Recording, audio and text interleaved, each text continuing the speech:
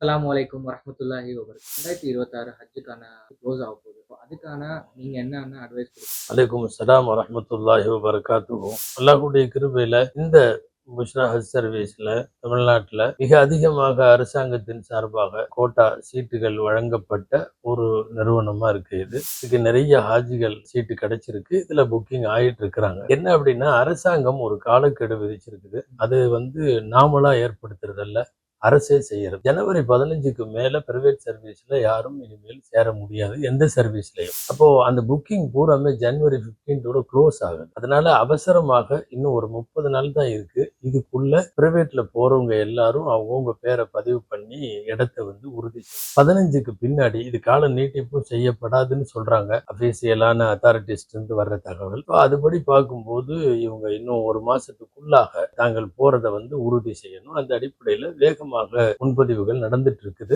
யாரெல்லாம் போகணும்னு நினைக்கிறாங்களோ, கொஞ்சம் நிறைய சிரமங்கள் நம்மளால முடியாது, நமக்கு ரொம்ப ஹோட்டல் பக்கத்துல வேணும், சாப்பாடெல்லாம் இப்படி ஸ்பெஷலைஸ்டா வேணும், நமக்கு கொஞ்சம் சிரமங்கள் படுற அளவுக்கு நம்ம உடல்நிலை இல்லைன்னு யாரெல்லாம் நினைக்கிறாங்களோ அவங்க எல்லாம் வேகமா தங்களுடைய புக்கிங்கை செய்ய வேண்டிய பொறுப்பு இப்ப நமக்கு இருக்கு.